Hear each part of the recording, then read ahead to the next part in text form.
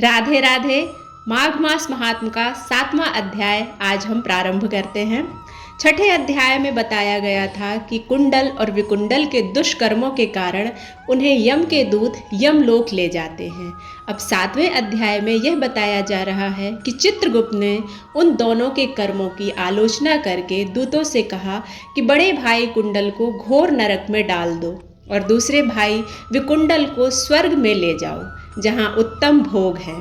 तब एक दूत तो कुंडल को नरक में फेंकने के लिए ले गया और दूसरा दूत बड़ी ही नम्रता से कहने लगा कि हे विकुंडल, चलो तुम अच्छे कर्मों से स्वर्ग को प्राप्त होकर अनेक प्रकार के भोगों को भोगो।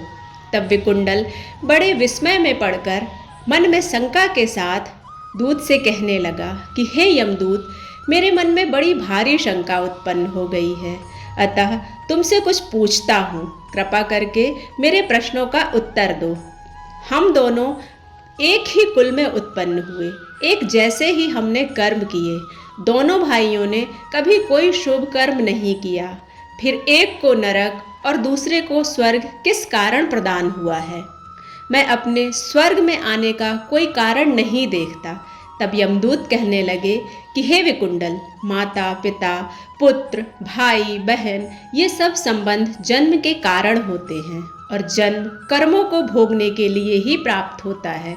जिस प्रकार एक वृक्ष पर अनेक पक्षियों का आगमन होता है, उसी तरह इस संसार में पुत्र भाई माता पिता का भी संगम होता है। इनमें से जो जैसे जैसे कर्म करता है वैसे ही फल भोगता है। तुम्हारा भाई अपने पाप कर्मों से नरक में गया और तुम अपने पुण्य कर्मों के कारण स्वर्ग में जा रहे हो।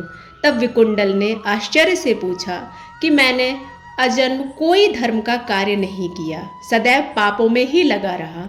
मैं अपने पुण्य के कर्म को नहीं जानता। यदि तुम मेरे पुण्य के कर्म को जानते हो तो कृपा करके बताओ। तब देवदूत कहने लगा कि मैं सब प्राणियों को भली भांति जानता हूँ, तुम नहीं जानते। सुनो। हरिमित्र का पुत्र सुमित्र नाम का ब्राह्मण था, जिसका आश्रम यमुना नदी के दक्षिण दिशा में था।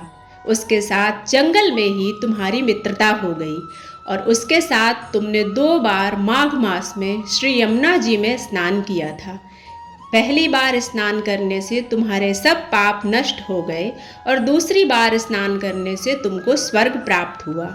सो हे वैष्णवर, तुमने जो 2 बार माघ मास का स्नान किया, इसी के पुण्य के फल से तुमको स्वर्ग प्राप्त हुआ है और तुम्हारा भाई नरक को प्राप्त हुआ है।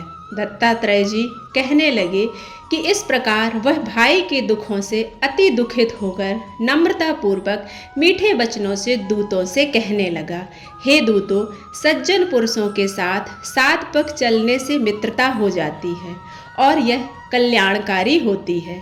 मित्र प्रेम की चिंता न करते हुए तुम मुझको इतना बताने की कृपा करो कि कौन से कर्म से मनुष्य यमलोक को प्राप्त नहीं होता, क्योंकि तुम सर्वज्ञ हो। माघ मास महात्म का 7वां अध्याय समाप्त होता है। 8वें अध्याय में आपके साथ फिर से उपस्थित होती हूँ। तब तक के लिए राधे राधे। आपको अगर यह वीडियो पसंद आता है तो इसे लाइक करें, शेयर करें और सब्सक्राइब करना बिल्कुल ना भूलें।